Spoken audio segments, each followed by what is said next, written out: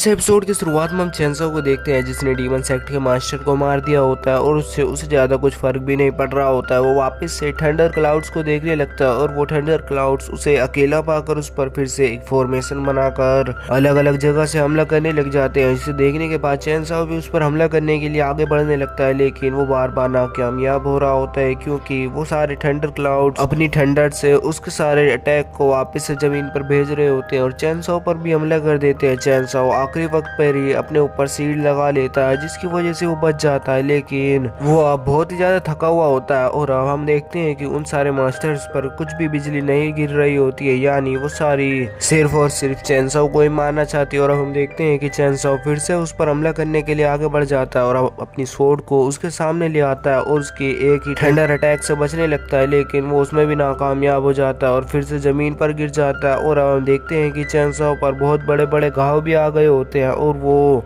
जमीन पर पूरी तरह से गिरा हुआ होता है। और वापस से वो खड़ा होता है और वो लड़खड़ाता हुआ फिर से खड़ा होकर इधर उधर देखने लगता है कि यहाँ पर इसकी कोई और कमजोरी तो नहीं होगी। और हम देखते हैं कि उनका प्रिंस देखता है कि चेंसो अभी भी इतने हमलों से नहीं मरा है, तो उसे पता चल जाता है कि अभी उससे लड़ना बेवकूफी होगी, वो उसको आसानी से मार सकता है। जिसे देखने के बाद वो वहाँ से आसानी से भाग जाता है और हम चेंसो को देखते हैं जो कि उसको देखकर वापस से उस बड़ी मैजिक क्रिस्टल को एब्सॉर्ब करने लग जाता है, जिससे उसके अंदर और भी पावर आने लग जाती है और उसके घाव थोड़े थोड़े भरने लग जाते हैं, लेकिन वो अब भी पूरी तरह से थका हुआ होता है। और वो कहने लगते हैं कि अगर ये किसी गॉड ने भेजा है मुझे मारने के लिए तो मैं जब भी नहीं मार पाऊंगा, मुझे अभी मरना नहीं है। और अभी ये कहकर वो हवा में उड़ने लग जाता है और उसके सारे थंडर्स का सामना करने लग जाता है और अपने ऊपर एक शील्ड लगा लेता है जिसको वो थंडर क्लाउड पूरी तोड़ने की कोशिश कर रहा होता है और उसकी सारी थंडर्स उस पर ही पड़ने लग जाती है। और हम देखते हैं कि उसकी शील्ड टूट जाती है और अब उसकी वजह से चेंसो नाराज होता हुआ अपनी एक फॉर्मेशन बनाकर अपनी स्वॉर्ड को आगे रखता हुआ उस पर हमला करने के लिए आगे बढ़ता है, लेकिन इससे भी वो उसको कुछ भी नहीं कर पाता और वो थंडर उसकी स्वॉर्ड को हटाकर उस पर हमला करने लग जाती है। और चेंसो अपनी शील्ड से उससे बचने की कोशिश करता है और अब फिर से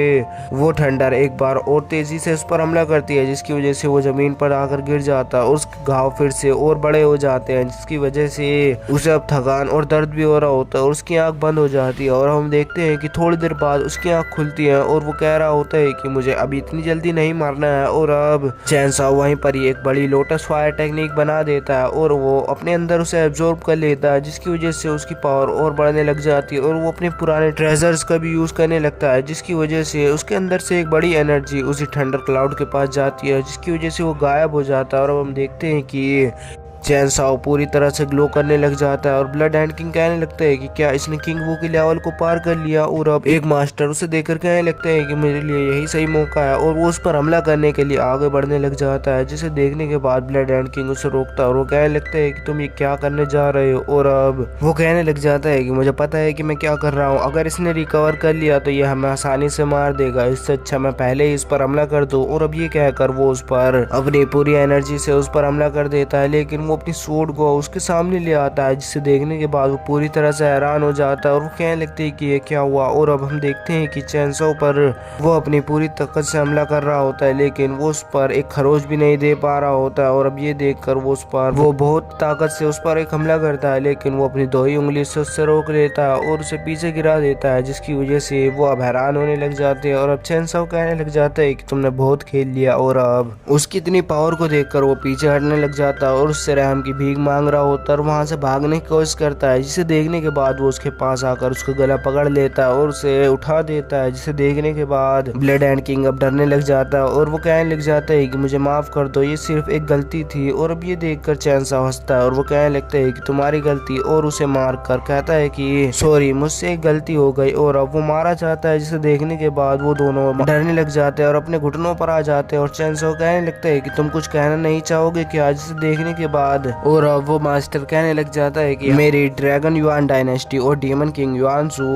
एक अच्छे रिश्ते में है, इसलिए हम सब दोस्त हुए। और ब्लड हैंड किंग कहने लग जाता है कि मैंने तो तुम्हारे साथ एक सौदा किया था, मैंने तुम्हारे साथ शपथ ली थी कि ना ही मैं तुम्हें धोखा दूंगा ना ही तुम मुझे धोखा दोगे। और अब ये देखकर वो हंसने लग जाता है और अब हम देखते हैं कि वहाँ पर चारों तरफ वो जमीन टूटने लग जाती है और उसमें से डार्क एनर्जी बाहर निकल रही होती है, जिसे देखने के बाद वो सब हैरान होकर इधर उधर देखने लग जाते हैं और यहीं पर यह एपिसोड खत्म हो जाता है। 君の虜になってしまえばきっと